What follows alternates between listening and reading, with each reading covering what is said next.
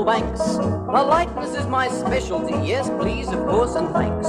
Now if Madam wishes, no, I'll do it right away. Oh, but Saturday afternoon at the game, this is what I say. Shut your neck, you dirty mug, and kill the rotten dog. And belt the rat bag in the lug, pass me can of grog. And kick his head in and smash his face and clobber him till he dies. The umpy's blind, he ought to be shot. Give us a couple of boys. Now look at that righteous clergyman. The good book is his creed. He'd never say a sinful word or do a sinful deed. In the pulpit every Sunday, the verses he will sing. But Saturday afternoon at the match, it's quite a different thing. Shut your neck, dirty mug, and kill the rotten dog. And belt the rat bag in the lug, and pass me a can of grog. And kick his head in and smash his face and clobber him till he dies. The umpy's blind, he ought to be shot. Give us a couple of boys. I'd say, chaps, how long is a pair of football shorts? It's long enough just so that the top covers the bottom.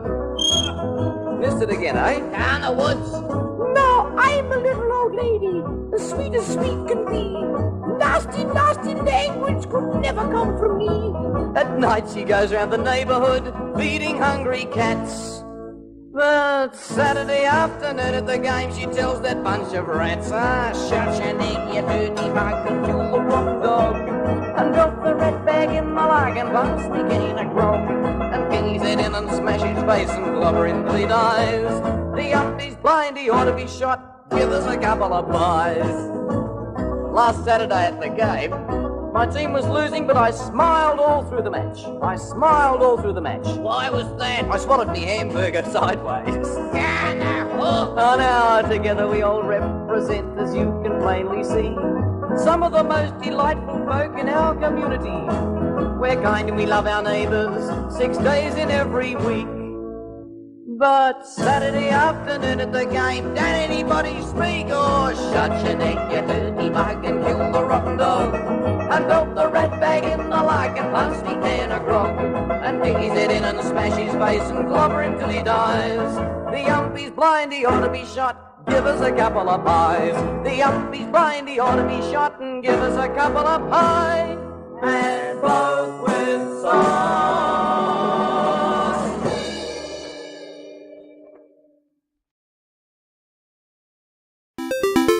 Hello friends, happy Friday. Hope you were all well. Hope you enjoyed that tiny little musical interlude there from our dear friend Doug Owen. Dug that up from Doug's past life when he was an Australian, whatever you call that. But yeah, we love you, Doug, and it's good to see your multi-talent on display. So, how is everyone this evening? I have the Friday Matches Memorial Friday Savinelli with Haunted Bookshop, as is the tradition here. And I see we've already got a good group of folks assembled. I saw Pondering with Pepe's Pipes was in, Big Dave, Patrick Grant, Signalman Tony from Rhode Island. Great to see you guys. There's Tim Fournier. Yes, Tim, we are breaking rules today. It's a big rule-breaking kind of day. I'm sorry you're confused. Bear Wolf and Miss Kathy, how you folks doing? Good to see you. I hope Miss Kathy's doing well. Gary Edminster and Michael Case. He's sitting there with a large mug of ginger ale. What language is that? You'll have to ask Doug when he checks in. Yeah, it's some sort of a Australian pub song, I think was the correct term. Just scrolling through the list. Jeffrey Feinberg, I think I missed you. And there's Chris Weber from Iowa. Good to see you tonight, Chris. And Bona Piper, happy Friday, my friend. Good to see you back. The newlywed has rejoined us. David Bookshop, very good to see you again. Got a Graybow freehand with Haunted Bookshop. Can't beat that.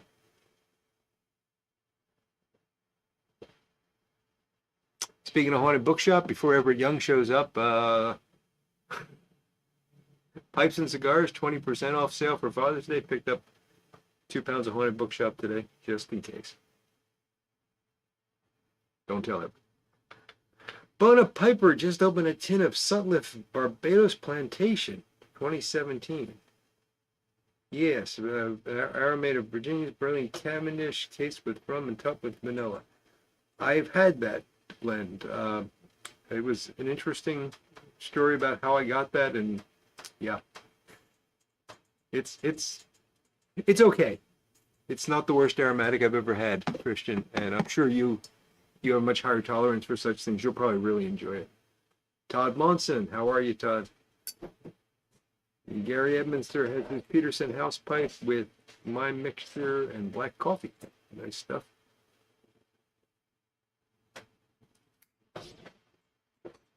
I was on a fishing trip, and I don't remember if I had forgotten to take pipes or if I took cigars and ran out or something. I don't really remember the exact story, but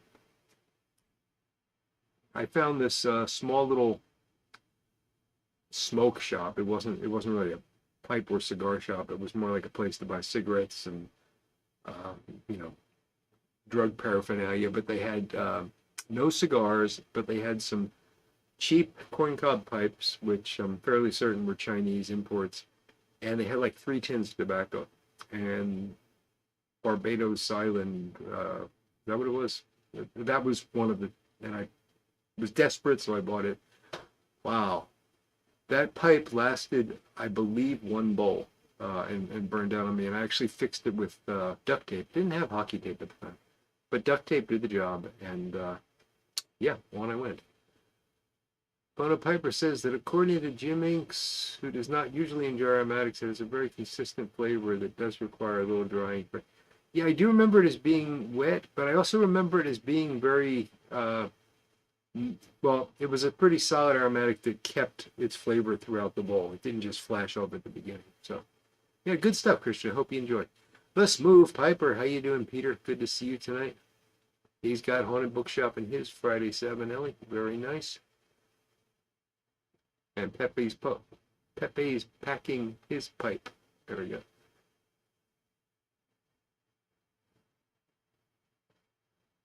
Oh gosh, Bear Wolf and Miss Kathy, that is fantastic news. So Kathy got a great report from the doctors. Actual heart and vessels were good, leg circulation bad, but able to fix them. Well, that's good. I mean, that's a fantastic report, all things considered. So very, very happy to hear that, guys. And of course, we'll continue to pray for both of you, my dear friends. It's really good to get that news. Flint Hill Briar just got done mowing the lawn. Seen down to some Sunbear Tubalo in his 7LA Tundra Canadian with a Coors. Sounds good, Flint Hill. We just got a big storm coming through here. It didn't last very long, but it knocked the electricity off about 4 times. That's one of the reasons I don't even know if I mentioned this to you, but I was barely able to get the thing started because I was so far behind. I didn't remember to schedule it, which you probably noticed, but fortunately you guys show up anyway, which I really appreciate. Yeah, so anyway, the power went off several times in a short period of time. Lots of wind, very high wind, but that's passed, and life is good. Oh, they're going to fix both legs. Fantastic. That is great to know. Yeah. It's good when they can do that, because a lot of times with leg circulation, I mean, I've got some leg circulation problems that, you know, the only solution is I got to wear the well, they're stockings. You know, there's no manly way to say I wear them, but yeah, they keep my legs from hurting. Tim's got Captain Earl's Honor Blend in his 7LA Roma. Very nice, Tim. Couch wants to know what are the books sitting behind me. Couch, there's a lot of books back there. I don't want to go through them all. A lot of them are just notebooks. And here, I'll take the top couple off. He does this to me on purpose. He likes to make me work.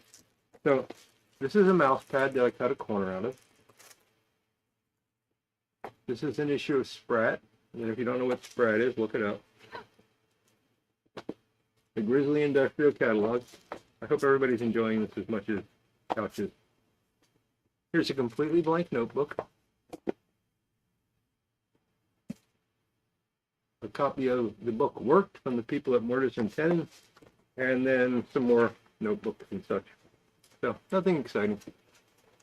And it has been accumulating for over a year. And someday I will clean it off. But I hope you enjoyed that. Todd Munson smoking Old Home Place from the Country Squire and says it's pretty good stuff. Very nice.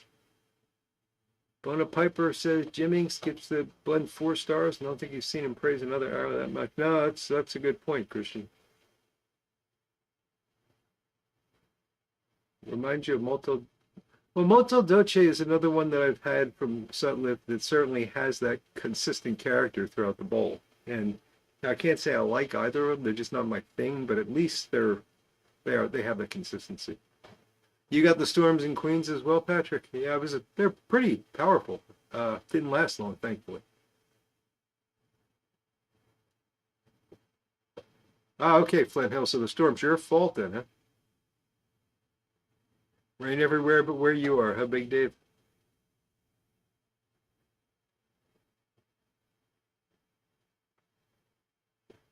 Yeah, compression socks, I guess, is one way to say it, Christian, but they're longer than socks. Anyway, I do walk probably about an hour every day. Yeah, and it does help, no question about it. But you know, this is I don't want to get into it. It's fine. It's fine. I'm happy.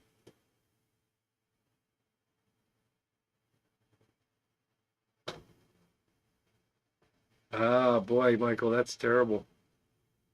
Yeah, I mean, circulation is, well, it sounds stupid to say this, but it's important, and I don't think we always appreciate and notice when it goes bad. So, yeah, you got to keep up on that.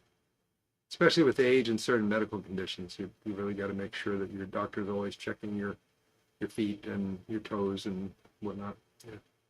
Free medical advice. I can't give medical advice. Don't pay any attention to it. Tim Fournier says wet tobacco. That's what she said. Okay. Armchair Piper. Hey Ed, you got a few trees broken. Oh boy. Hope no damage was done there, buddy.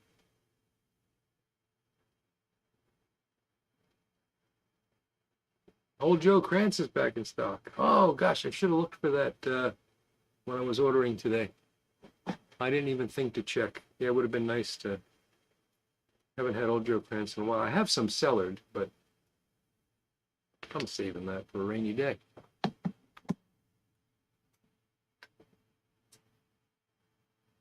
Oh, you enjoying a pipe tonight, Tim, because you got that second story open finally?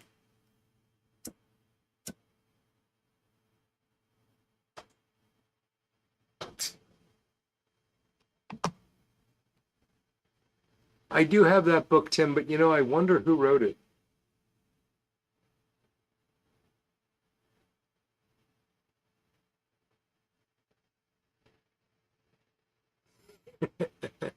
Oh, Couch, that's wonderful. And I can just see her annoying everyone in a 3-mile radius. That's my girl. Ah, and I'm sure that bill annoyed you quite a bit too. Yeah, vets are not cheap. Uh-oh. We're having a very dry martini tonight. Very dry 3-olive martini with, I think it's Gordon's gin. And I got a couple of annoying price stories for you, or sticker shock stories that I could tell tonight. We'll see how things go.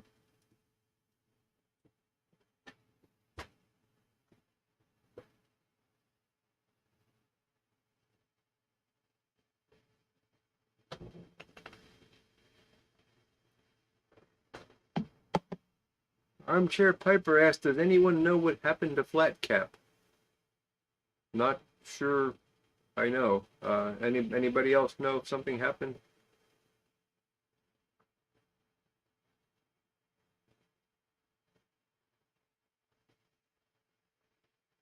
I hadn't heard anything yet.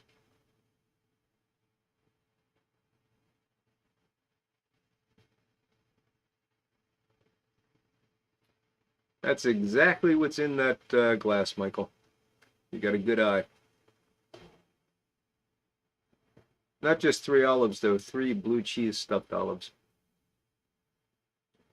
Now, here's the question. I know olives, they're in brine. I assume they're pickled. Can olives go bad? And then the further question is, can olives stuffed with blue cheese go bad? Because if so, I might not want to finish that drink. Who am I kidding? I'm going to finish the drink because it's gin. It's not going to... But I might not want to eat the olives.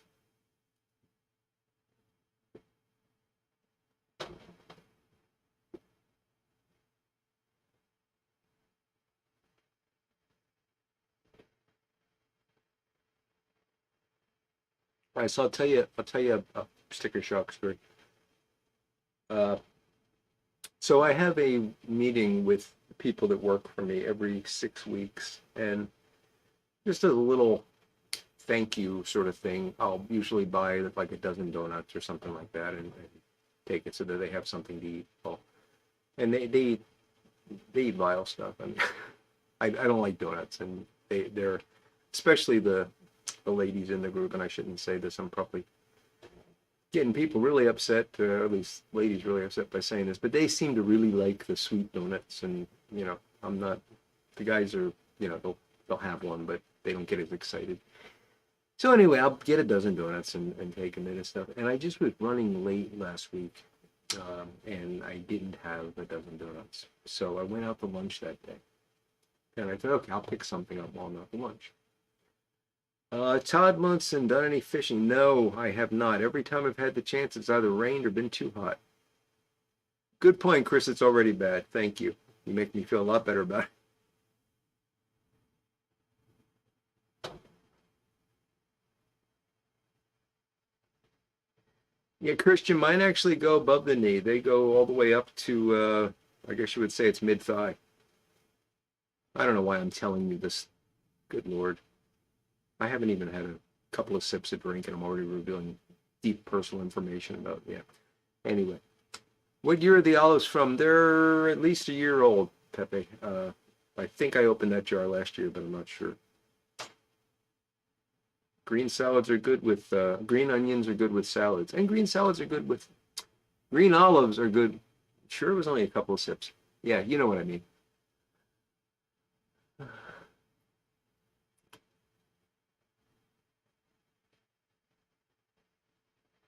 Oh, you don't want to eat an olive right off the tree. Absolutely. Doug, you missed the beginning. That's okay. Go back and watch it later, Doug. We love you, buddy. Oh, that's fantastic, Bonapiper, that worked for you. I unfortunately have veins that were blown out from chemo, so it can't be repaired. But it won't get better. It's not that. No, anyway, I don't want to get into it. But I'm really glad that worked for you, and definitely walking helps me. It's something I really have to keep doing. Let me get back to my story. So I got to get some sort of treat for the folks that work for me for this meeting in the afternoon, and I go out to eat, and I go to a local diner, which I go to often. Well, I used to go to often. Now I go to maybe once every couple months, just because it's familiar, and sometimes I don't pack a lunch, and I won't eat at the work cafeteria because it's disgusting. So I went in there, and I had my lunch, and they have a case of like cakes and pies and stuff like that, and they've got these cupcakes, and they got some other stuff. They got like I think there might have been lemon bars and cannolis and things like that. But they're these little cupcakes, and they look like Sesame Street characters. So they had Cookie Monster, Big Bird, and the orange guy. And I thought, oh, that's perfect. I'll get some of those. So I'm thinking, they're going to be more expensive than a donut. Now, I have not paid attention to the cost of baked goods in forever. Last time I paid attention, I think a donut probably cost like 35 cents. So I'm thinking they might be $1, maybe $1.50 each. And I thought, well, they're not going to eat a whole dozen anyway. And actually, so I got 8, and there were 2 left. There were 4 left over. No, there were 3 left over. But somebody took one, and then I was left with 2 of these. So I said, okay, I'll get 8. and this way it'll offset the higher cost and all that. So I asked the woman behind the counter if, well, what I asked her was, do you have boxes for the cupcakes? And she said, oh, it's no problem. We put them in a cup. And she reaches behind like and gets a little styrofoam coffee cup. And I said, no, no, I want to buy 8. And the look on her face made me suspect that nobody's ever bought more than one. I don't know why she was so surprised by this, and I don't know why a diner is so ill-prepared for takeout. And by the way, I like this place. I've been going there for years. The woman's always been very kind to me. She recognizes me when I come in. You know, it's a good family-run thing and all that. But she just was completely unprepared for me to order more than one cupcake. So there's this whole thing going on where she's trying to find something, and I'm saying, can you just put them in a bag? And no, the icing's gonna get squashed. And she calls over one of the other waitresses, and the waitress says, oh, we can use a cake box, because they've got these boxes they put cakes in. And I said, oh yeah, cake box. And no, it's too big. They're gonna slide around. So I don't have that far to go. I'm sure it'll be okay. No. And I'm thinking, okay, this is not going to go well, because it's been like 10 minutes now. I'm waiting to get these things. So I said, hey, look, give me the 8 cupcakes and 4 of the cannolis, and I'll wedge them in, and I'll be happy. Again, I'm thinking $1.50. Okay, so you want that? That's great. But then she doesn't like the fact that the icing might get on the cannolis. So she gets out these smaller boxes that were the right size for the cannolis, but they were too small for the cupcakes because they would have squashed the top, according to her. And they would have only held maybe 4 cupcakes. So, all right, fine. So she's going to put the cupcakes in, then the boxes in, then the cannolis in the boxes. Everything gets sealed up, taped up. I pay, I leave, I'm happy. Great. So everything's sealed up, taped up. I'm ready to go. This is now going on to 15 minutes, and this woman's been really working hard for me, although not smart for me. And she goes to start ringing things up. So there's the cost of my lunch, and then she rings up the first cupcake, and it's $4.50. And I got 8 of them. And then the cannolis were, I believe they were $4.90 each. And I'm in a hurry, and I feel bad that I made her go through all of this, and I didn't want to say, whoa, never mind, so I just paid it. I can't believe I spent that much on baked goods that I had no interest in. They were a big hit. Everybody loved them. They'll never get them again, but they loved them. But the really annoying thing is when I got back and opened everything up, there was so much panic around like finding the little box for the cannolis and stuff that she must have forgotten to put 2 in each box. So I only got 2 out of the 4, but she charged me for 4 out of the 4. Anyway, that was a lesson learned. You know, Tim, next time I'm going to go for the Little Debbie Nutty Bars. That's a great idea. No, I was really surprised by this. So now I'm going to have to get a paper route to pay this back. I should have taken up a collection at work. A little can with a lid on it and a slot, and that's saying, you know, $5 for each cupcake.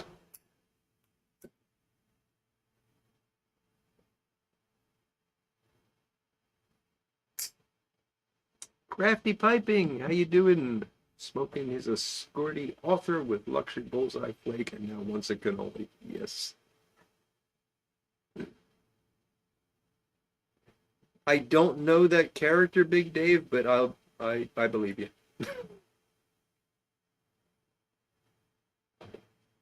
Leave the cupcakes, take the cannoli. Probably good advice, Flint Hill. Although honestly, I had half of one of the cannolis and it wasn't good. Yeah. I should have known a suburban bakery probably wasn't going to have great cannolis, but I had to tell the Saint Michael, otherwise she'd want to know why I spent so much at the diner. So, and she was good about it. She said, oh, they deserve it and stuff like that. I know she was secretly saying, you dummy, but yeah.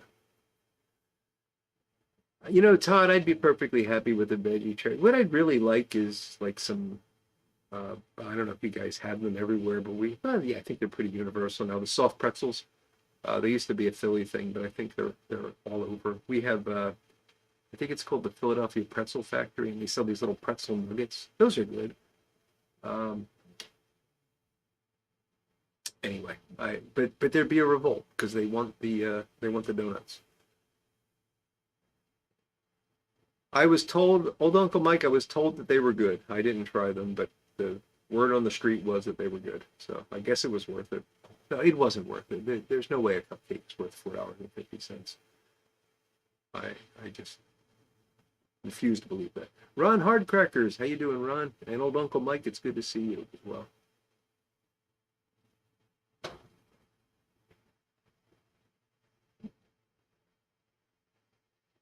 There's Paragon Piper. Bye to you. Good to see you, buddy.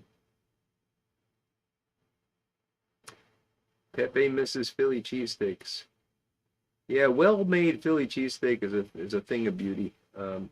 Unfortunately, they don't make them the way they used to when I was a kid. It's funny. It's all different now, and it makes me sad to go into Philadelphia and get one. Well, for two reasons. One is I know I'm taking like 5 years off my life eating it, but the other is it just isn't the same.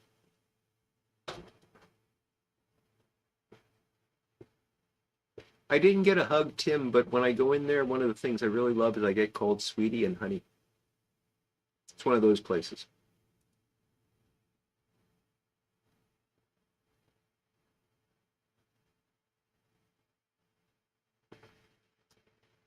When I first moved to this area, I moved from Emory University and brought some of the members of the lab to stay on as postdocs when we were getting the lab up and running here. And one of them was an Italian woman from Sicily, actually, who was very unsure about American culture and stuff. She'd only been in the U.S. for I think about a year and a half at the time, and that was all Atlanta. So this was a different experience for her. And early on, I took her out to lunch at one of these diners, and the waitress came over and was honeying and sweetying me. And after the waitress left, she leaned over and she said, "She's calling you honey and sweetie. Is that okay? Is that normal? Is that what people say?" And I just said, "Oh yeah, that's what everybody calls everybody here." So, I'm a bad person.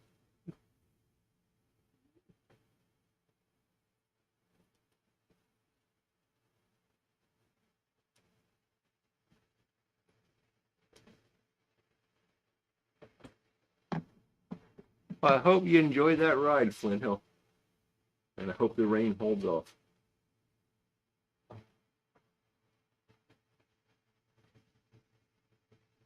I agree, Crafty. It certainly takes the edge off.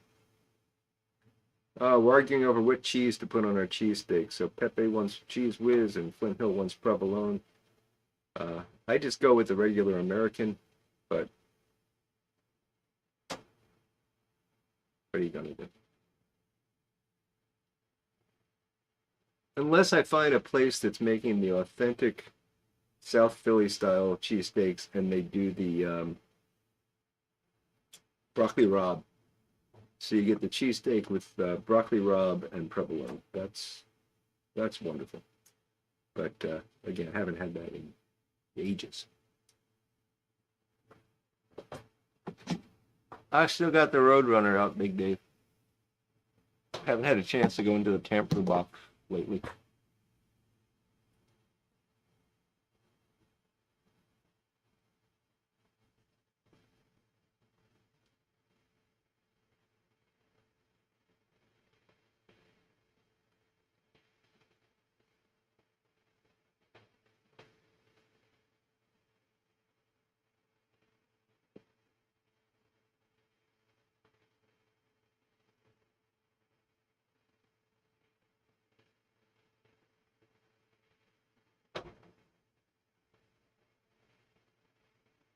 Tim, I almost processed that before you retracted it.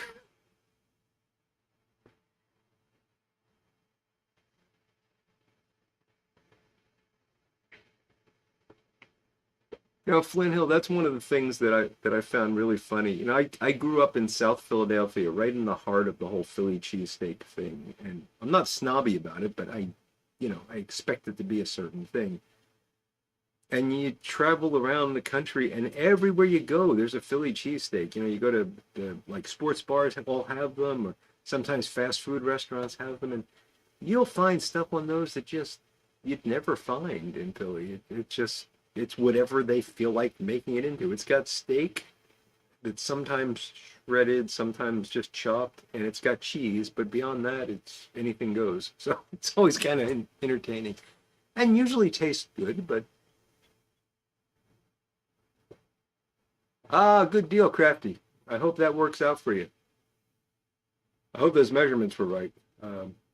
But they were for the insert I sent you the information about. That should work. And I'm gonna write those down because I had to go and recreate my logic to figure that out again. But fortunately, I had the tap for the stem side actually labeled tap for Meerschaum pipe stem side, so that was easy. It was finding the other one that was tough. Oh, money! Now it makes sense, Tim. Yes, and now I have cash registers ringing in my ears. Thank you. I am gardening, Big Dave. We've got peppers. I got jalapeno and banana peppers, some arugula and some spring mix greens. My wife's got tomatoes, cucumbers, and beans, and the beans are all being eaten by rabbits, I think. And I also have some ground cherries, which are doing well this year. So, yeah, so far things are looking okay. My wife's stuff, tomatoes don't grow here for some reason, and she's given it a try, but I don't have a lot of hope for it. Ronnie, good evening, sir, and glad you could stop in on your chance for freedom. And yes, happy Father's Day. Good deal. All you fathers out there, I hope you're getting ready for a good one. There's Phil Rivera. Hello, Phil. Good to see you.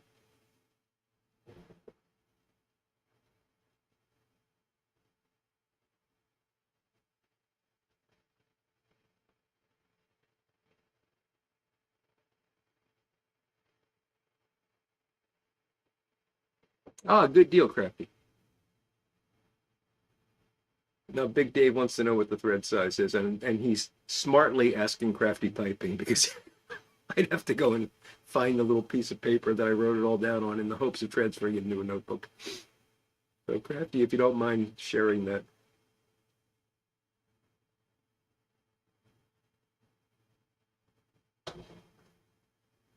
Oh, Tim West has it on his website, Phil? Oh, that would have saved me a ton of time. Not a ton of time. It wasn't that hard to look up. But well, I didn't look it up. I had to actually measure it off of the... Again, I had it written down for the stem side, but it's a different thread for the pipe side. And after I finished measuring it and everything, I thought, well, who's going to actually want that? I don't think Crafty Piping is going to be tapping a block of Meerschaum. Pepe's got potatoes, peas, beans, zucchini, Roma tomatoes, and some peppers. Very nice. That's a nice garden. I tried growing potatoes last year, but I didn't do it seriously. And it was okay. I got one or two. I was going to do it again this year and just didn't. And herbs. We've got some parsley and chives growing in a pot on the patio. Excuse me.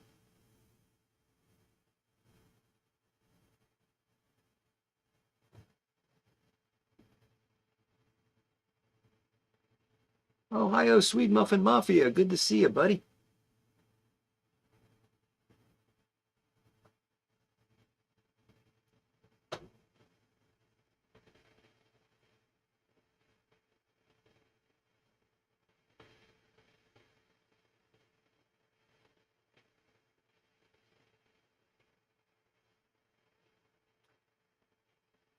You know, Phil, you're right about those sizes. Those are the closest English equivalents because I initially measured it assuming it was not metric, and I got those roughly those sizes. But then I found the tap that I had used, and it was a metric tap. And then when I measured it as metric, it was a much better match. So the the measurements that the Crafty Piping put up are correct, although the measurements that you're putting up, or whatever they are close enough, I think.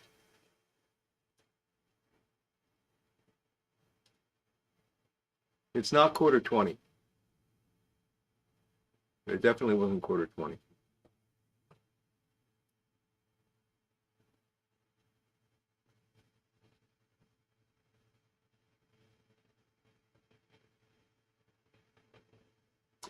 It's the weirdest thing, Todd. I've had years where they grew fine, and then they just stopped growing, and I'll get nice plants and lots of flowers, and I've tried all the stuff that people say, you know, different fertilizers, and go out and flick the flowers a little bit, and all that kind of stuff, and nothing seems to work.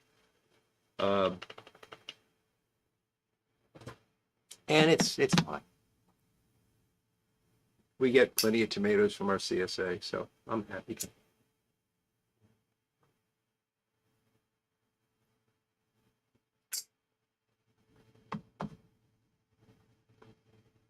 Might be blight. The weird thing with this one, Big Dave, maybe I'll take some pictures of this and talk about it on Sunday. We've got in the same bed, we've got a tomato plant that looks fantastic and a tomato plant that looks like it's going to die. And they've been treated exactly the same. So, and they're the same plant. They're both Roma tomato. So I don't know. Doug Owen, parsley, sage, rosemary. Look at that. Doug's going right into song. You see? He's got rhythm, that Doug. Doug, I don't want to tease you. We played the Doug Owen Sunburnt football song at the beginning of the show tonight. So.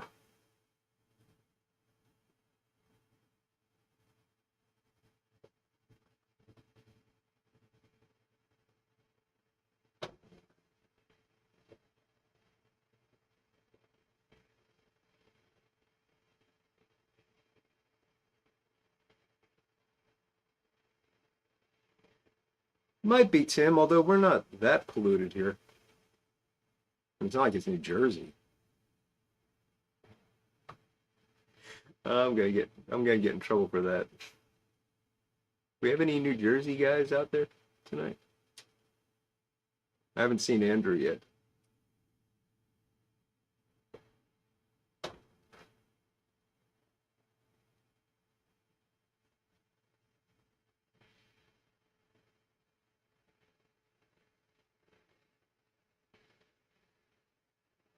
Haven't heard of the government doing that, Todd. And we do have a lot of farms around here, so that's the other kind of interesting thing. I mean, I know they're not 10 minutes down the road, they're growing fantastic tomatoes at the CSA farm.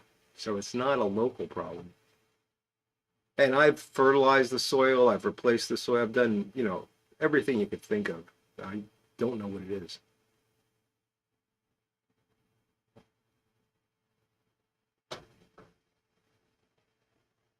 And when I was a kid, I used to grow tomatoes with my grandfather in Wildwood, New Jersey, and we would get hundreds of tomatoes, you know, off of like 4 or 5 plants. We'd get a ridiculous number of them. And I'm not doing anything different, so I don't know. New Jersey, yes, yes.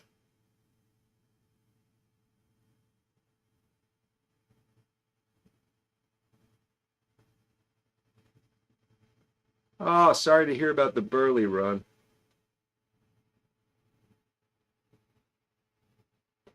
And yeah, bush beans are funny. You know, we usually will grow, I don't know, 10 or 12 plants when they're growing well, and you'll get, you know, like maybe every 2 weeks you'll be able to harvest enough for a meal. But if you plant more than that, it's taking up a ton of space and you got more beans you know what to do with. Well, Ed, I'm glad you escaped, buddy.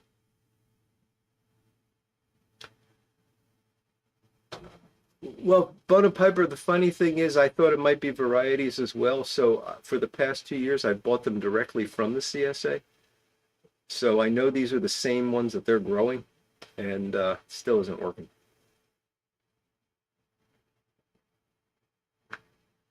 I don't know, Big Dave. I grew it a couple years ago and it was fun to grow, but honestly, it was a lot of work. It took up a lot of space. So unless tobacco gets even sillier in terms of price, I don't know if I'm going to be growing too much of it in the future. And grandfathers do grow the best tomatoes, Michael. Absolutely.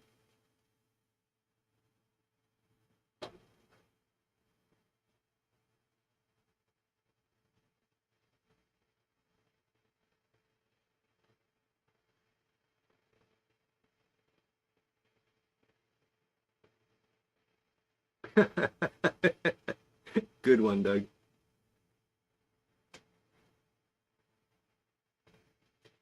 The Godfather did know how to grow tomatoes.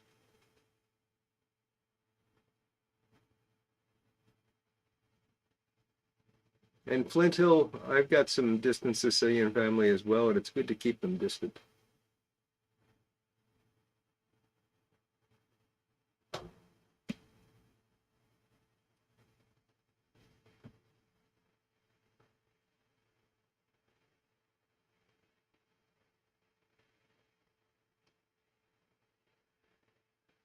I am looking forward tomorrow though because I'm going to do the first harvest of the field greens and the arugula, and I really do enjoy that. I mean, we get that from the CSA as well, and it's a little silly to grow the field greens because we get so much of it. But I eat a lot of salads, and I really like the homegrown arugula. It's very flavorful. It's so spicy that my wife won't eat it.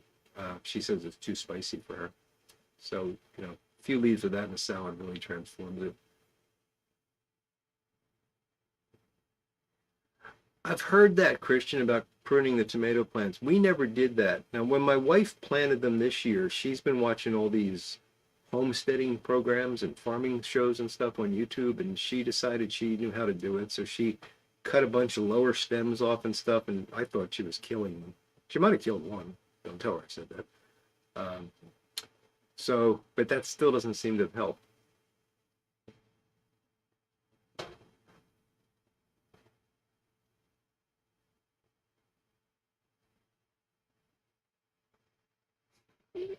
There you go, Paragon. That's exactly what I mean. Yes.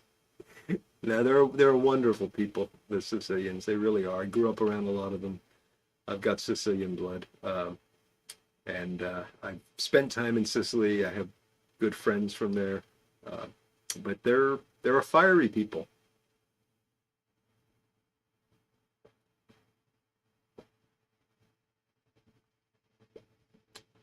Not the red rounded ones, Doug. What color were they? It's a multi-layered joke there. Doug made Phil spit his beer. Very good. That's what we strive to do here.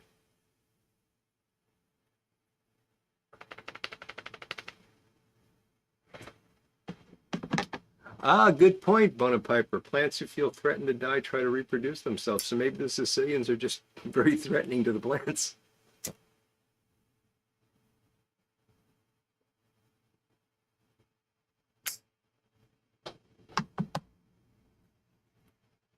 I have used broccoli rabe in salads, Peter, but there's two types. There's one that looks very much like I don't know. To me, it looks more like an asparagus or something. That one I cook, and then there's one that's more leafy. That one I'll cut up in salads or cook. And I don't know what the difference is. I don't know what one is called, what the other one isn't. But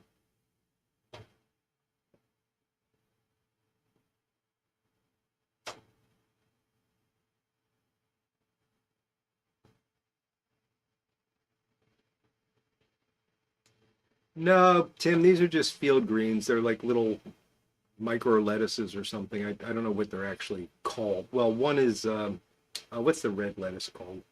Radicchio. And there's a couple things like that. Uh, we do get. I actually have white turnip greens right now from the CSA, and I'll chop those up in salads or cook them.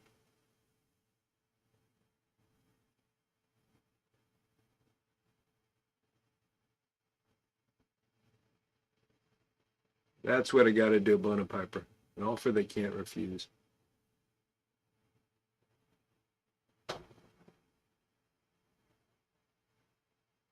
Oh, I had a friend who grew hops, Pepe. That was interesting.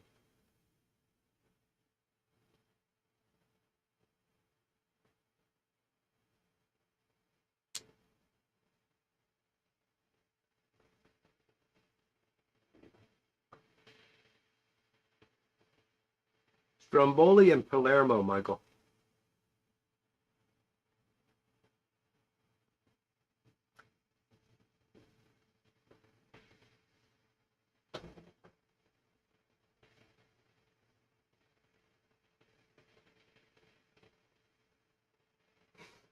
We don't talk about that, but no, yes.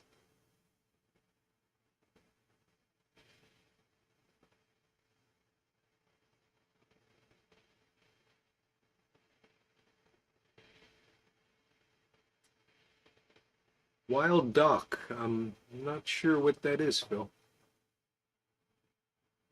But it's you can eat it like spinach when young, and it's good to rub on nettle stings. It's good to know.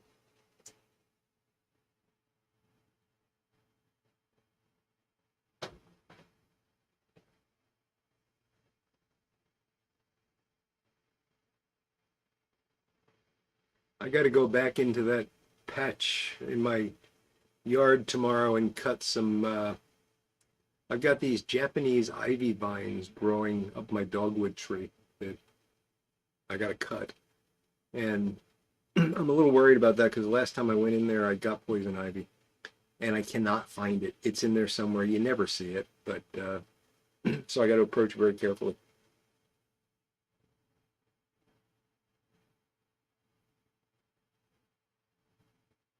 They were out of natural Virginia and Burley, Patrick. That's not a good sign. I knew that was eventually going to catch on. Bump the price up. Good things can't last forever.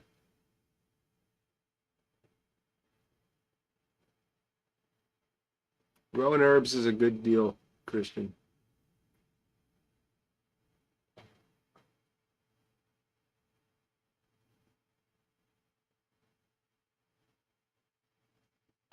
Ah, St. Agatha, yes. The friend I was referring to was from Catania, from the university there, and I've been to Catania several times. There was a conference that was held there every 2 years that I used to go to regularly, and real beautiful place.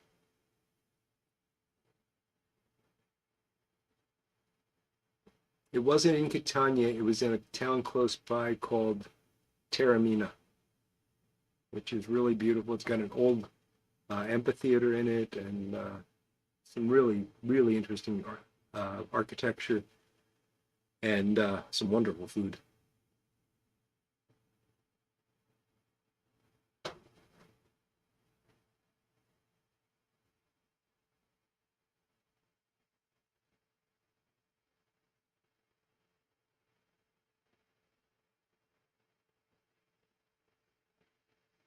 Oh, you don't want to do that, Doug.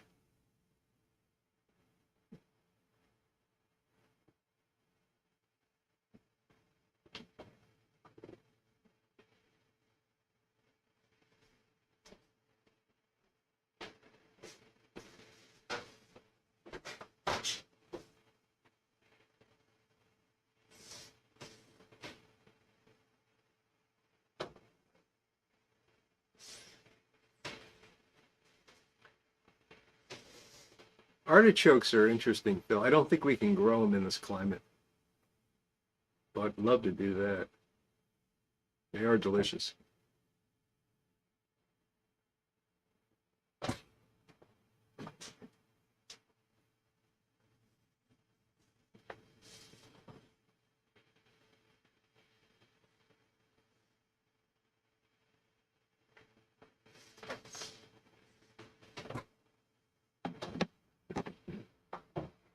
Oddly enough, Bonapiper, cucumbers are another one I'm having trouble with. Used to be able to grow them.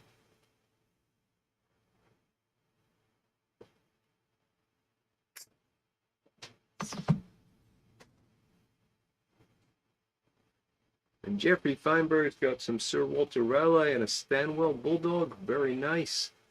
And I think it was Patrick, who's loading up some haunted bookshop. So, good deal.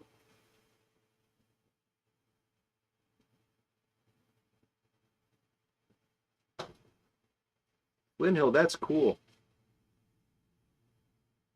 I have a picture of my great-grandfather somewhere. He doesn't have a pipe in his mouth, but I think about that picture sometimes. My grandmother gave it to me when I was little, and I'm not sure where it is, but somewhere I have that picture.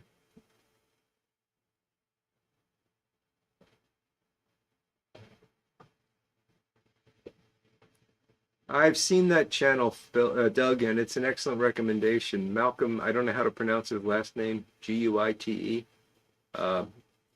Definitely some fascinating videos. So thank you for the recommendation. Ponderings of a Gravedigger. How you doing, buddy? Good to see you. Roaring pickles is easier than cucumbers. There you go.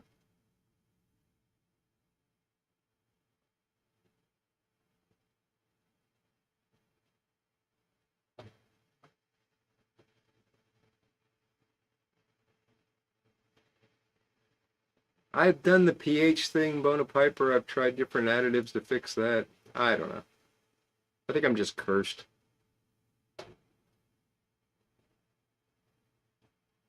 Bearwolf, Miss Kathy, Haunted Bookshop in a Mirror. Very nice.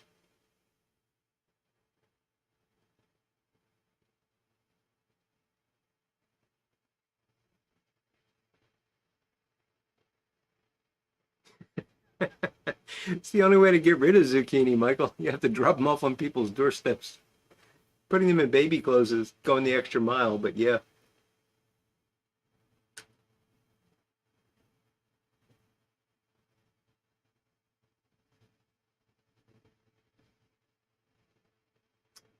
Malcolm Gite rhymes with kite, says Todd. Gotcha. And hey, guess who's finished their first bowl of Haunted Bookshop?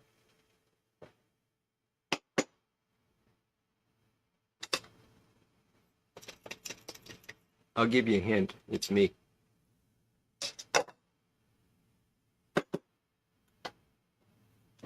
Oh, if you tuned in late, we're doing a very dry martini tonight. Because some dummy forgot again to buy beer.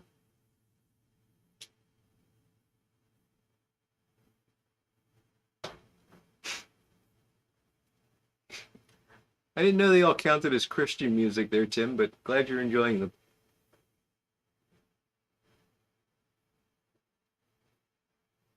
I've had some of the Watch City blends, crafty, and they're good. Very good.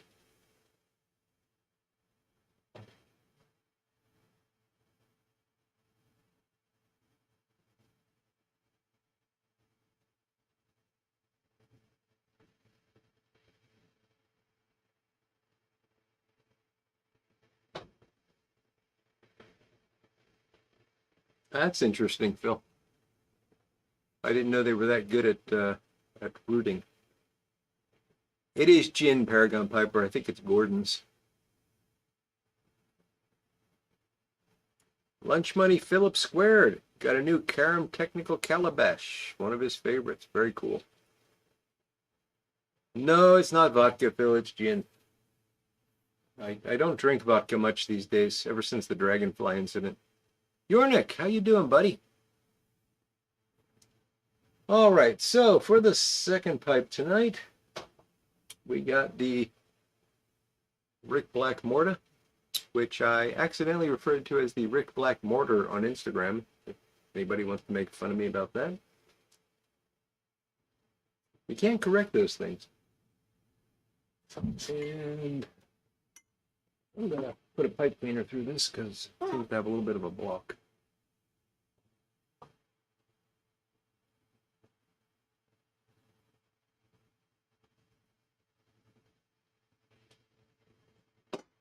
I got annoyed by smoking pipes today. Not smoking pipes. Pipes and cigars. I was going to get some pipe cleaners because I'm starting to run low. And all of the, I like the BJ Long tapered. And they They did not have the regular BJ Long tapered, so I didn't get any. Yeah, I know. There are bigger problems to have.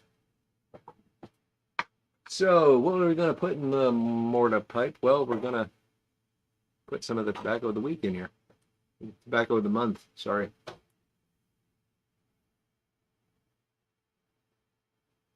It's 4 o'clock there, Yornik. Well, I don't know why you're still up, but I'm glad you're with us.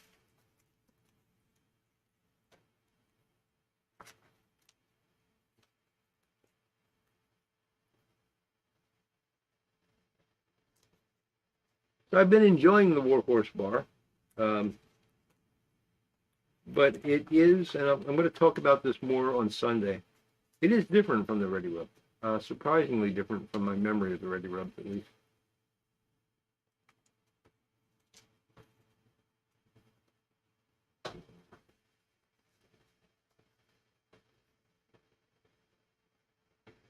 I like some Soundgarden songs, Tim. I actually remember them from the 90s when they put out an album, I think.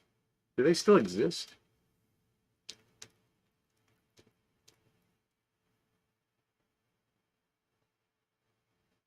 I can't for the life of me remember what songs they were, but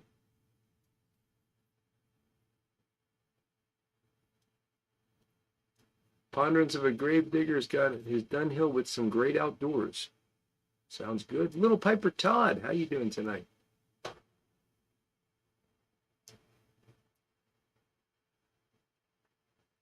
I don't know, Phil, the craft store ones always seem to fluff out on me. You get all kinds of red and green fluff in the pipe. So I had some of those that I used for some fly tying stuff, which was also a mistake.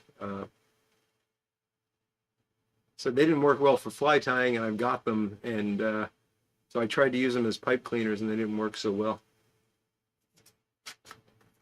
What I did wind up using them for, because they're long, is I'll put some polishing compound on them and use them to polish the airway of the pipe, although I usually just use a church warden for that now, church warden pipe cleaner.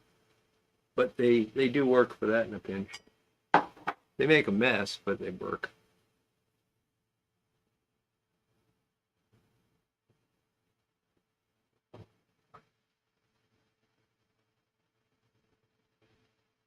Flint Hill's informing us that Chris Cornell died. I don't know who that is, but Brian Woodward says he killed himself. He was a very talented singer. I'm sorry to hear that. Ah, almost 9 a.m. on the island. Yes, Tim. I hope the beautiful weather isn't getting to you.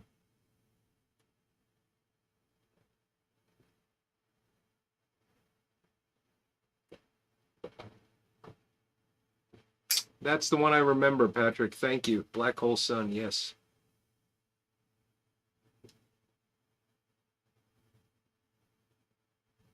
Ah, Yornik's up because of a game. Ah.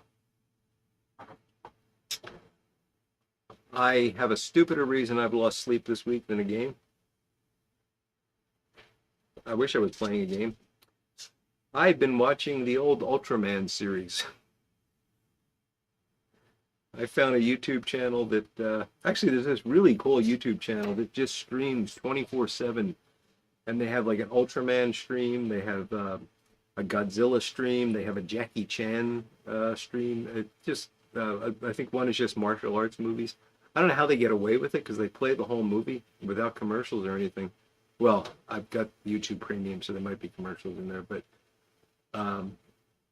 I'm loving this thing, and it got me interested in the old Ultramans that I haven't watched since I was like 6 years old. And so I found another channel that's got all of the old Ultramans, and I've been watching them in order and staying up much too late doing it.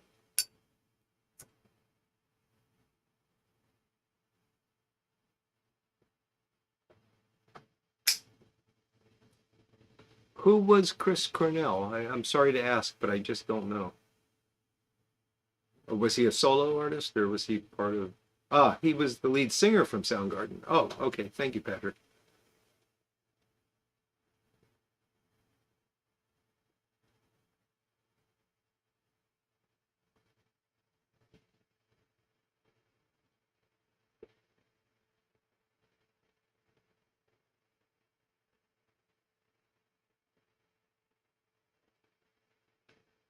Glen Hill, I cannot remember that song. I can barely remember that movie.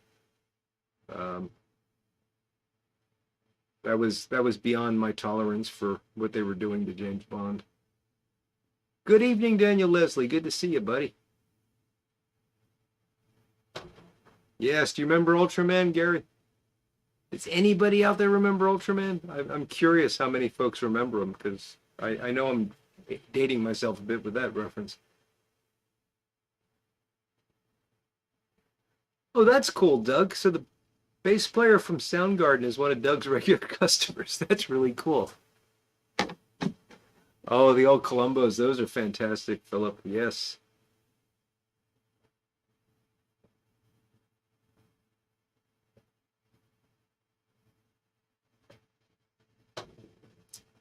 And the truth, Phil, that every single episode that timer would go off, and I used to always think, why doesn't he just fly up to the sun for a little bit and then fly back down? I mean, it's not like. And there are some things about Ultraman that are just really funny. Like I used to know them as the Space Patrol. I think the English translation called them the Space Patrol. But what I'm watching now is subtitled Japanese version, and they're called the Science Special Search Patrol, which I thought was kind of interesting. Was it Science Patrol, Gary? I can't remember. Yeah, they did drive a Corvair. Very cool. So watching it now, I'm realizing that they were completely and totally inept. They were useless. And if Ultraman didn't show up, I mean, Tokyo would have been flattened.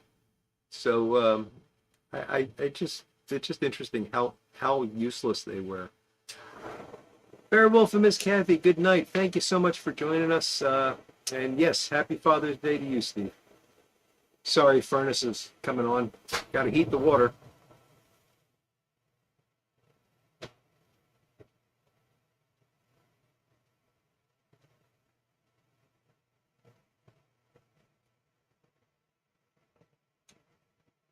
Daniel, I will answer your first question visually, what I'm smoking right now. And to the second one, I've talked about this quite a bit. Yes, I feel the limited release blends are just hype and intended to sell more tobacco. ENAS Dad, good to see you, buddy. Hayata and the beta capsule. Yes, Gary. Such a wonderful show. Howdy to you, Poem. Good to see you.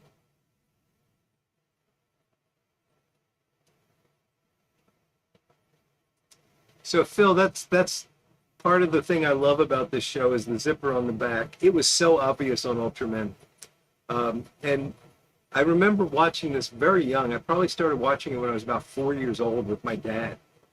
And I don't think my dad was a big fan of Ultraman, but it was just something that he thought I would enjoy watching and, we could do together.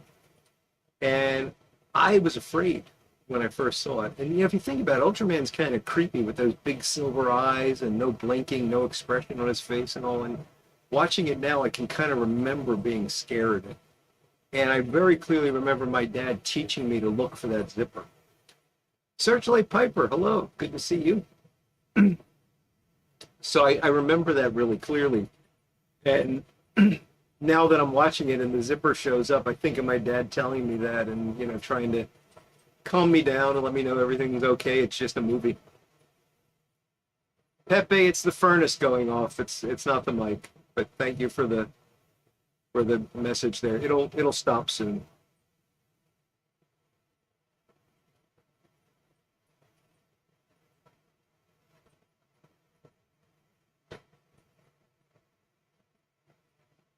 Oh, Poem's going to have a good weekend. Marlin Flake and Hollow the Wind. Nice.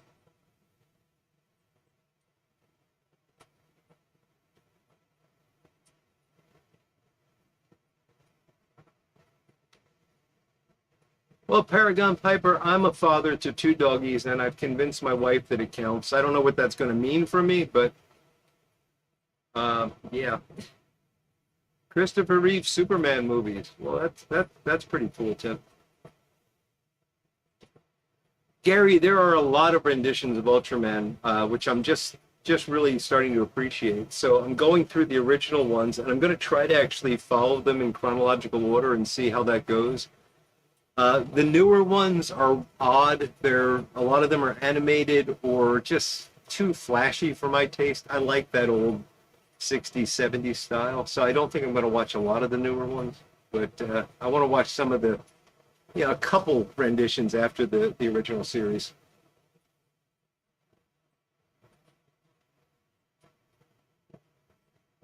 I have been to Peretti's DNAS. That was it's a nice, very small shop, but it's definitely historic and worth the stop if you're in the area.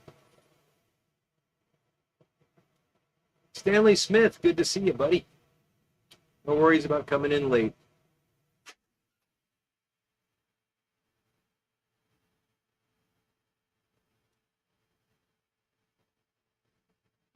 Tim, I've seen that animated Ultraman series on Netflix. It's not bad, but the original is just so good. Daniel is asking if I could blend any tobacco blends together, what would I try? I'd probably do like a 50% haunted bookshop, 50% haunted bookshop. That would. I don't know, Daniel. It's I don't do that because honestly, I like haunted bookshop, and if I'm smoking something else, I either like it or I don't. So I don't really think about blending them together. But it's a good question. Oh, the Mothra movies were great, Phil. And the Gamera movies have a special place in my heart. They're goofier, they're more kid-centric, but those were some cool movies.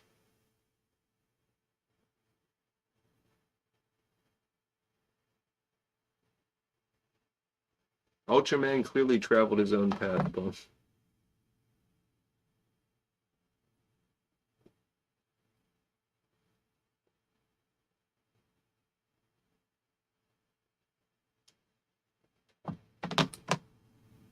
Any suggestions for visiting Peretti's? Well, don't expect to be warmly welcomed, DNS. They are in Poems. I think Poems getting at the same thing. It's a wonderful shop. It's historic. It's great, but it's small, and they just want you in and out of there. They're not super friendly people. They're actually quite nice and helpful and all that, but you're not going to be welcome with open arms when you go in. So just prepare yourself for that. They're probably going to yell at you, not in a mean way, but like, what do you want? That kind of thing. You're not going to spend an hour in there. But it's an amazing shop. You got to do it.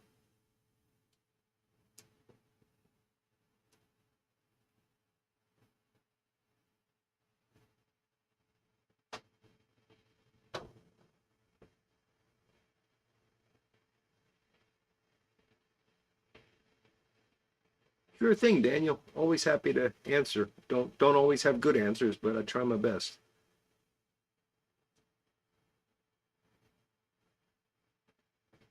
Oh, Flint Hill, cut that out.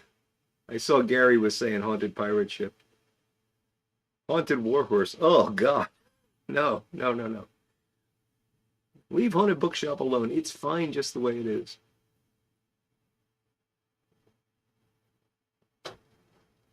You would think that turtle would get dizzy, Gary. Absolutely.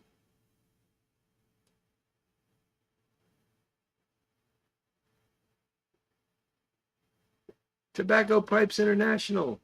How you doing there, Mark? Good to see you. They're Boston nice. Exactly, NS said. Exactly.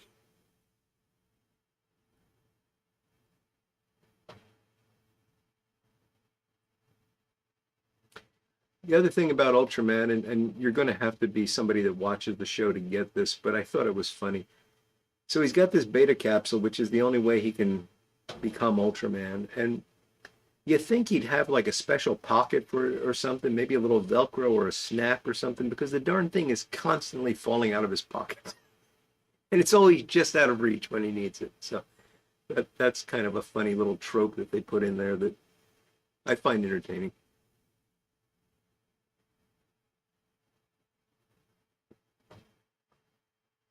If you yelled back at them, ENAS Dad, I think you would Probably get in a fight. I don't know what would happen. Why don't you try it and let us know? I'm not going to try to pronounce that, Phil.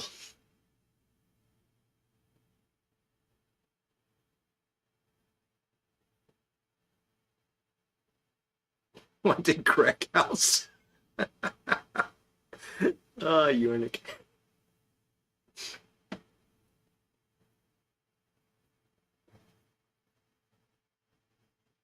Oh, that's cool, Ron.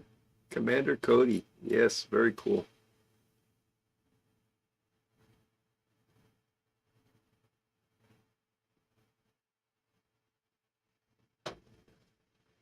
The jingle at the beginning of Ultraman is one of those things that can get stuck in your head.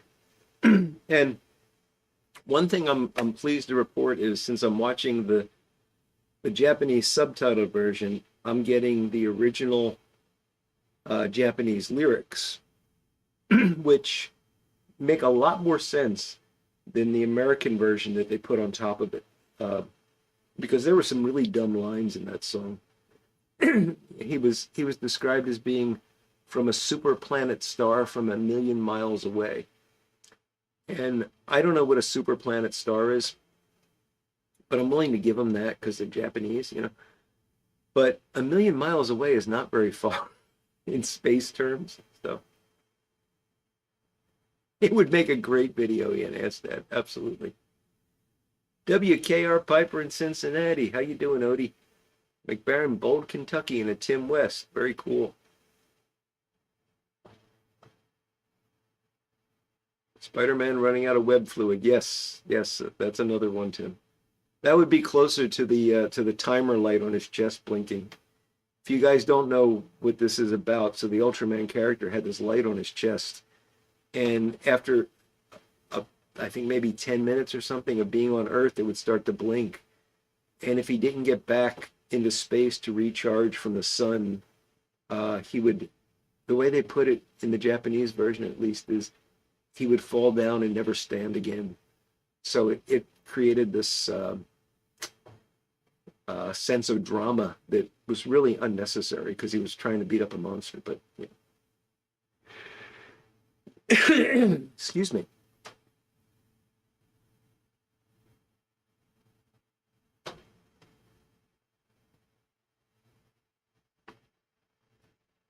Daniel, I think the reason why cigars are shown more commonly in movies today is simply that cigars are more commonly seen today. You don't see many folks out and about smoking pipes, but you do occasionally see somebody with a cigar. And I think that's probably what's driving that.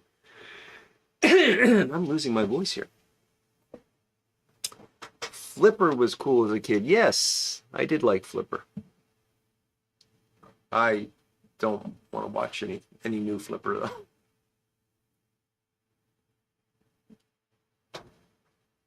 It might also be that you're watching older movies, Ian asked that. Because I'm the same way, but I don't watch modern movies much. And by the way, Ultraman does have some pipe smoking in it, so that's cool. The captain of the space patrol smokes a pipe in many of the episodes, and there's also occasionally a scientist that shows up smoking a pipe.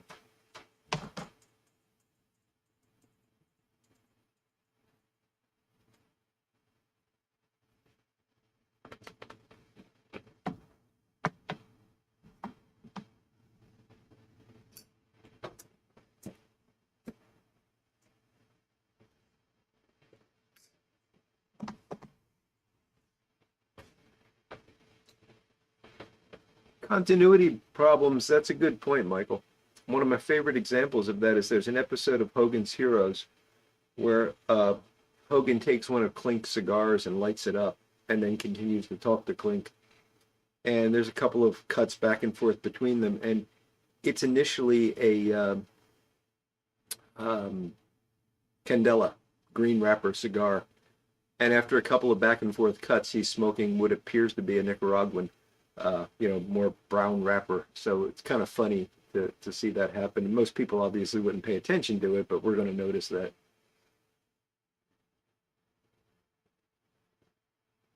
Miss Peregrine's home for peculiar children. She smokes a pipe. I don't know what that is, Yornik, but sounds like something I should look up. Because I was a peculiar child.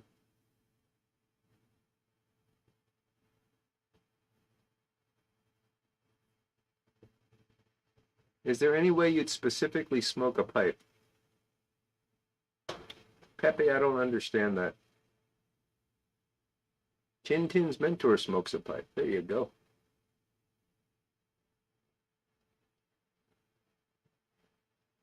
Yes, that's a great little bit of trivia you asked that about the flag in Gilligan's Island.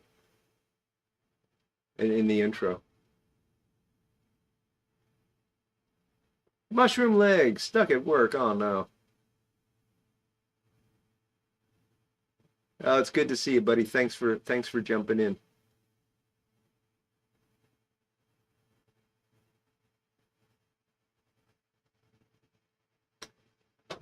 Oh, Phil, well, you had a less common name than me. There were like every other kid was named Mike, and she was constantly seeing me, and it creeped the heck out of me.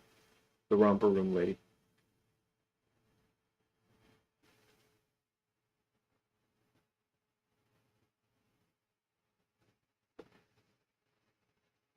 No, Doug, this series is really worth watching. I mean, if you like Japanese kaiju type things, Ultraman is really wonderful. So, uh, and it did eventually fall down and never stand again. So, actually, that's not true. It kept coming back. So, yeah, maybe it should have. Maybe that's what you meant, and perhaps it should have just stayed down and not been resurrected so many times.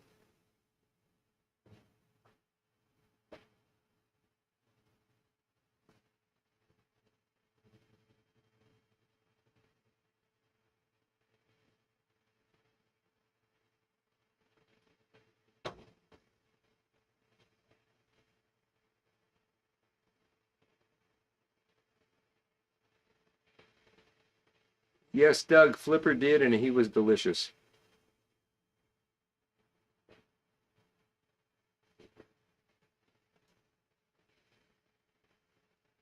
Smarty Bob, glad you're listening, buddy. Thanks for the hello.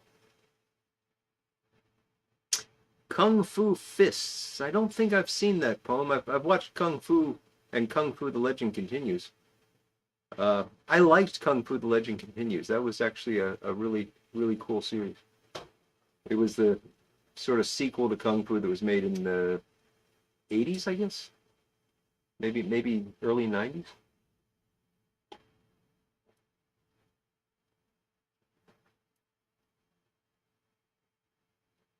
Daniel's asking, do I think brick and mortar sell more pipes and tobacco or cigars, and what do I look for in a brick and mortar store?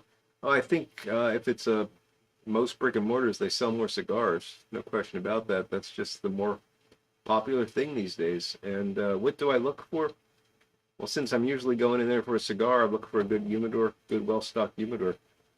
If I'm fortunate enough to come across one that has a good selection of pipe tobacco, or one that is just a pipe shop, like something like Boswell's, then I'm looking for, what kind of tobaccos they're carrying. Do they have a good selection of house blend and tins?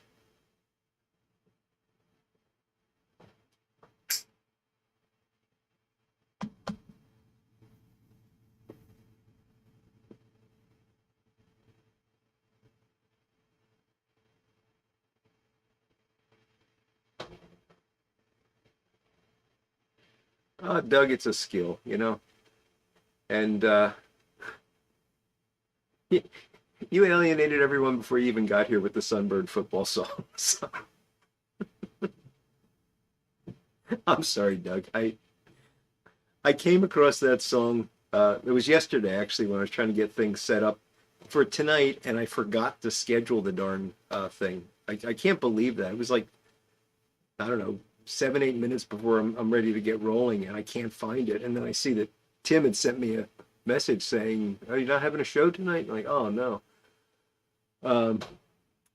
Yeah. So anyway, I came across that video with the Doug Owen song, and I just had to do it. Couch finally smoking a pipe. Good deal.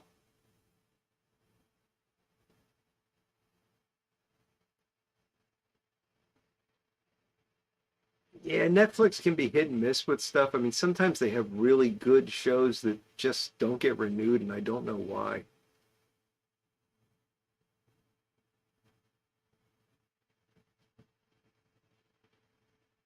Your brick and mortar sells wines, Michael. That's interesting.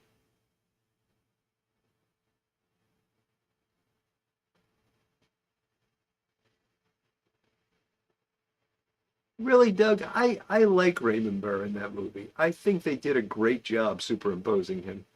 And of course, the original Japanese version of that movie is an incredible film. So sorry you feel that way, buddy. I guess we weren't separated at birth, huh?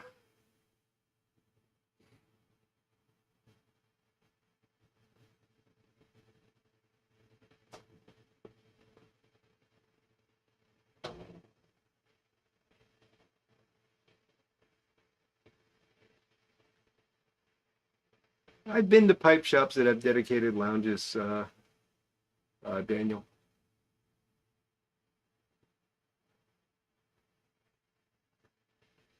Yes, the days of streaking, indeed, Phil. That was. I'm kind of glad those days are over, but it was an interesting time. And who was it that sang that streak song? I can't think of his name now.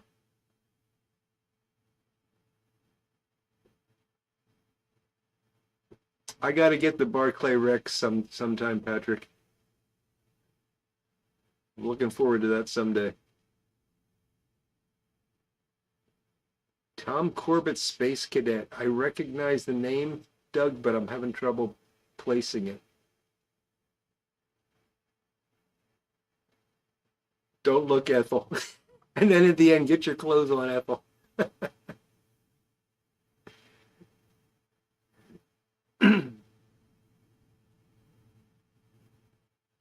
Well, Yornik, at least Kate recognized you. Smoking Sage, how you doing, buddy?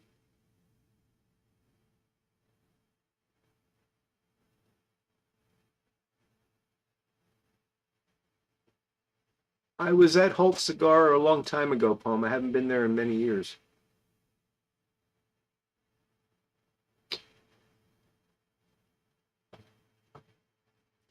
That's probably where I know it from, Michael. It's from Sirius XM then. Yes, that makes sense. Debbie Drake. Not familiar with that one, Smarty Bob.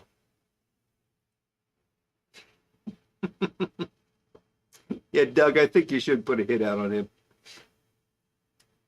Ah, there we go. We got our bad rating for the night.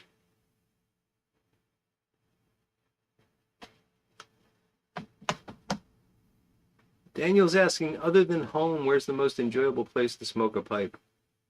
Um, I smoke a pipe just about everywhere, Daniel. So, but it's actually an easy answer. I mean, the first thing that comes to mind is a trout stream. I just love sitting by a trout stream at the end of or maybe mid trip. Just taking a break and smoking a pipe. But probably number one would be at a pipe meetup or pipe show. It's just great to get together with other pipe smokers and just have a good time.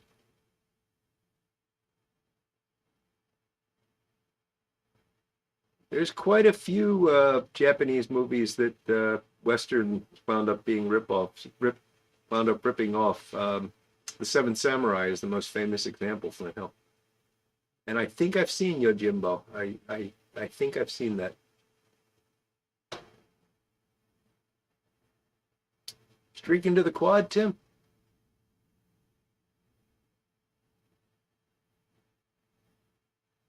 Absolutely, Patrick. My wife and I have been talking about a trip into New York for a while now, and if we ever make that happen, Barclay Rex is definitely going to be part of that trip, and I'll let you know.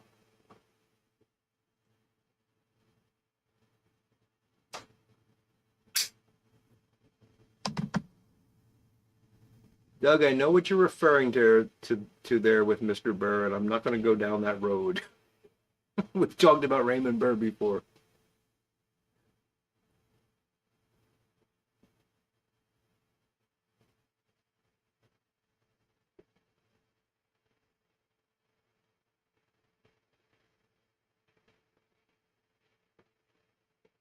Yeah, Kurosawa was something. I mean, Star Wars was a ripoff of Kurosawa. Didn't do it any justice, but yeah. Oh, Couch, that's really kind of you to say. Yes, 9th and 10th. It's a week early this year, Odie.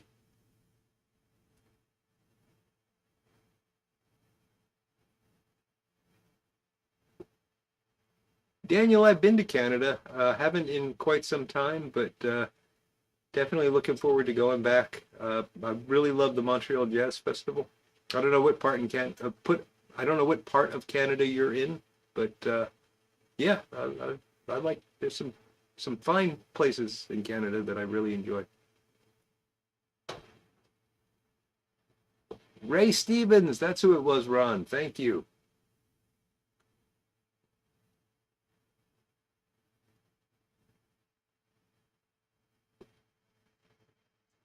Oh, Phil, that's a complex joke that's not very good. Ultraman should have had a crush on Ray because of the sun. Yeah, yeah. Piper on the 45. Yeah, don't smoke a pipe in Walmart. That's a good to see you, buddy.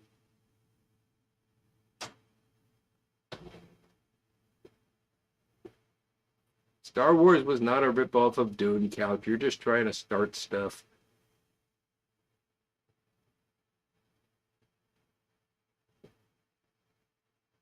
Stalker by Tarkovsky. That's what you were talking about, wasn't it, Phil?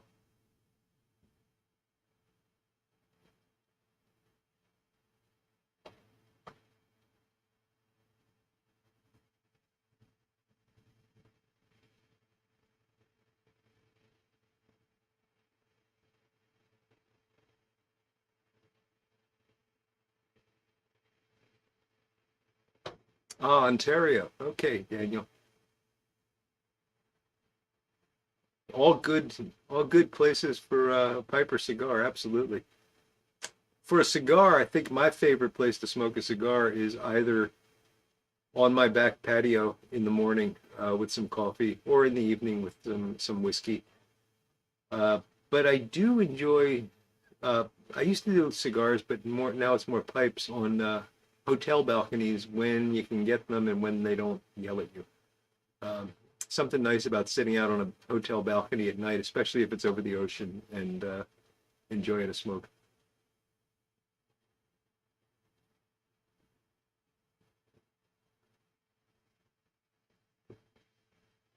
Shadow Warrior Ronin. That's interesting, Phil.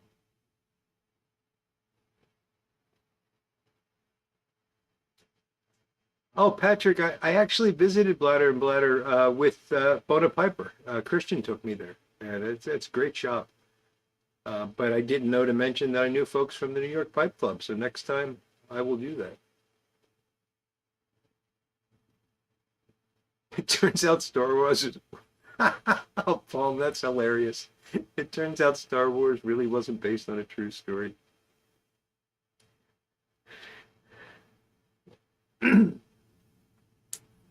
Good night, Jeffrey. Thanks for joining us tonight, buddy. It's always good to see you. We're at time, guys, but I'm gonna keep going a little bit because I want to ask a question. And plus, Big Country Briar just showed up, so we can't end too soon because the party's just starting when Cole shows up. Just in from yard work. My goodness. Enjoy the cigar there, Cole. And happy Father's Day to you. Happy Father's Day to all you dads, and some of you are signing off, and I hope you all do have a great one. No, Daniel, I've got a whole humidor full of cigars. I appreciate it, buddy, but I got more than I can smoke. So share them with friends that might need them. But thank you very much for the thought. I'm just about this. I want to Star Wars. So I've been seeing some reviews on YouTube of this new Acolyte series, which seems to be universally hated. And I'm just wondering if there's anybody out there that's willing to admit to being a fan of the Star Wars, which I'm not. Uh, do any of you think this is a good thing, or do you think that they finally have gone too far, or do any of you even know what I'm talking about? Should I just go back to talking about Ultraman? All right, Pepe. Good luck with work tomorrow. Thanks for joining us, buddy. It's always great to see you.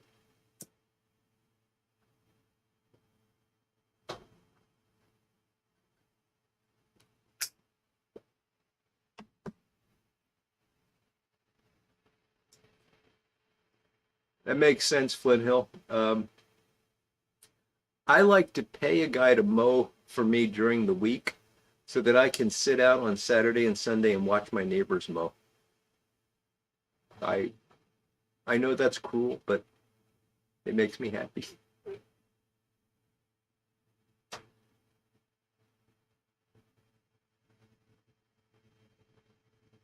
Ah, so you're going to give it a try, Chris. Okay.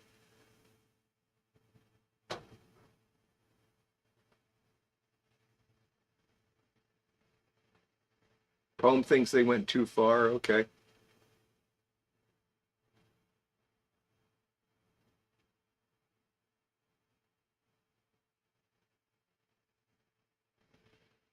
There's an incredible amount of vitriol, Michael, which surprised me because there's usually more balanced views, but this one seems to have pretty much universally rubbed people the wrong way.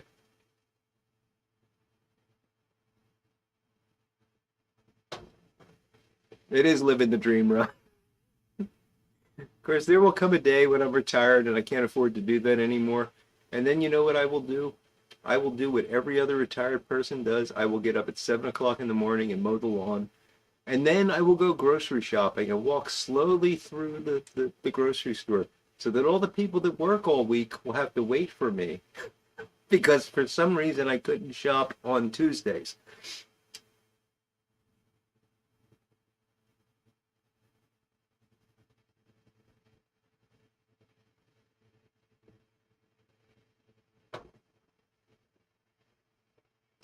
I think you're absolutely right, Paragon. They just couldn't stand the. I mean, I don't like Star Wars. Okay, I didn't like the original three. I thought the first three movies were okay. They were okay movies, but I don't understand the whole, way of life around them and everything.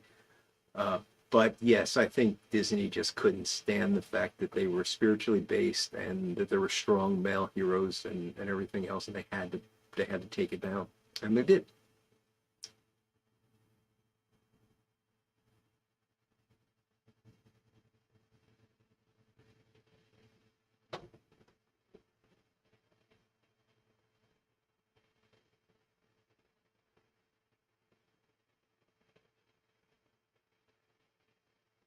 Michael, let's hope you don't put on that plaid for a long time, buddy. Oh, thank you, Mark. This is a Rick Black mortar pipe.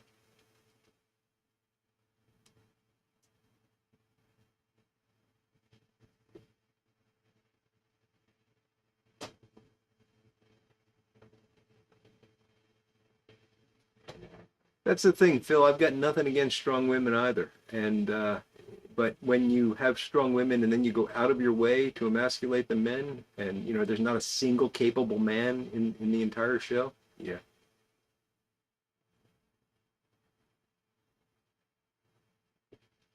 Push mowing 3 acres. My goodness, Cole, you are a man.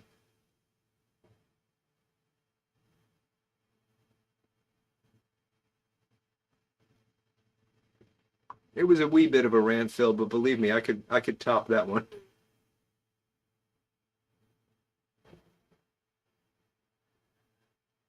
That's okay, Michael. Enjoy it, buddy.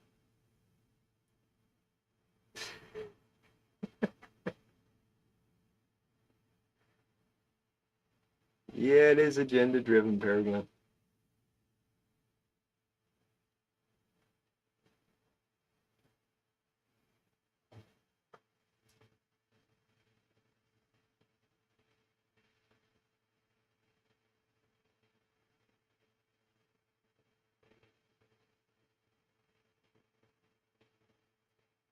Not a lot of love for Marvel in your house, is there, Yornik?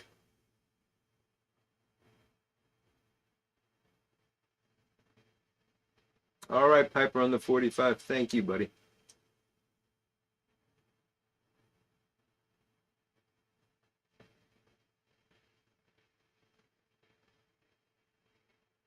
Well, Paragon, it is sad, but you know what? I'm just glad the fan base has rejected it. I think, I hope there's a lesson learned there. Good point, Couch. Aliens, Ripley, that was a fantastic movie and absolutely an amazing character.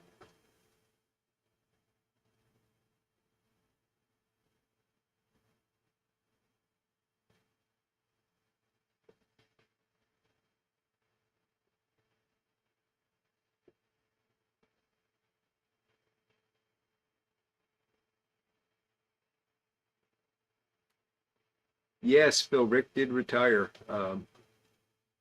Sadly, I I'm really glad that I've got this pipe from him, and he's a really nice guy.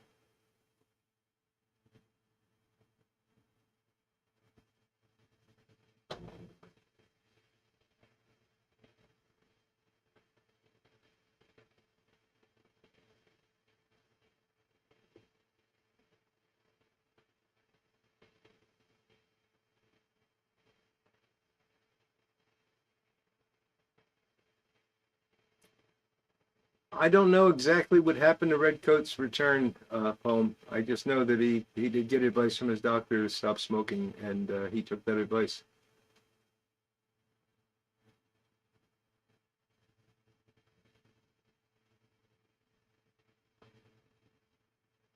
What movie from the 70s or the 80s is most overrated? Asked Daniel Leslie. Star Wars?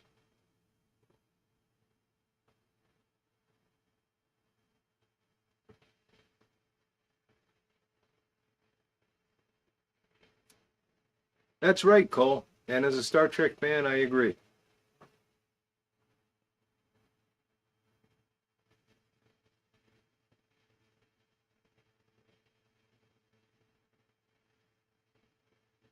I didn't know Robert was a Disney artist. That's really cool, Phil. And man, I got to give him credit. Disney in its day turned out some incredible uh, animation. I mean, just absolutely beautiful animation. And it's a shame to see what they've become.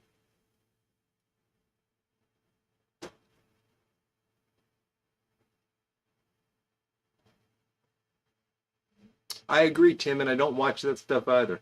Um, I really didn't enjoy anything after Next Generation. I resisted Next Generation for years, but eventually it got to me. But I never was able to watch Deep Space Nine or anything that came after that.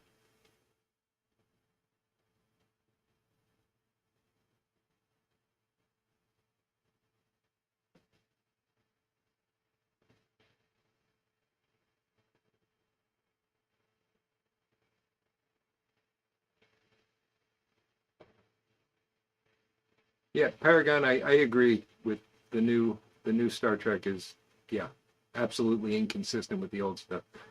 Although I do enjoy Lower Decks. I was quite disappointed when I reached the last episode of that, and I really hope they bring that back for another season.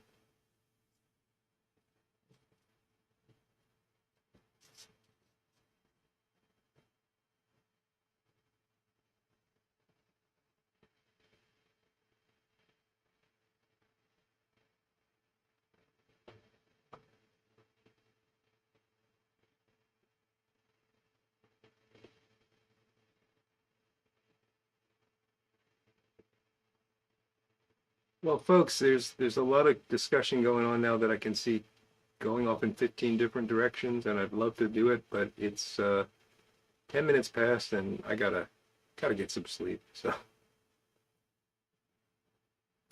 oh, they're doing a final season. Okay, Yornik. Well, that's sad, but at the same time, I'm glad there's going to be another season because it ended on a cliffhanger.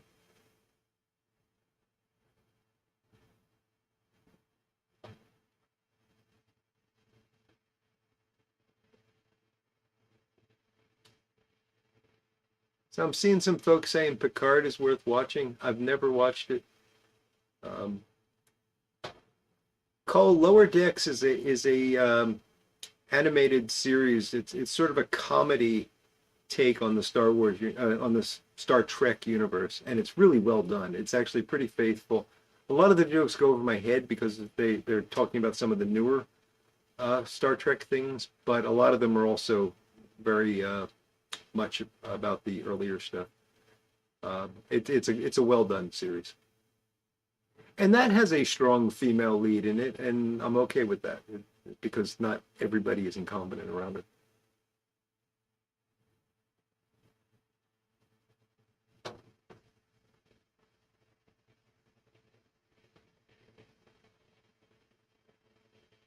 Senior chief set up Earthlink on her ship. Why not?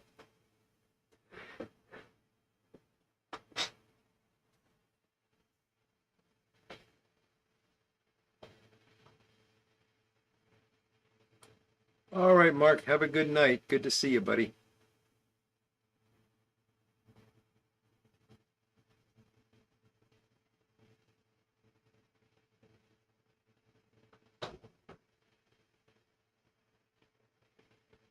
I know who you mean, Tim, and I never watched that show, so I don't know anything about it.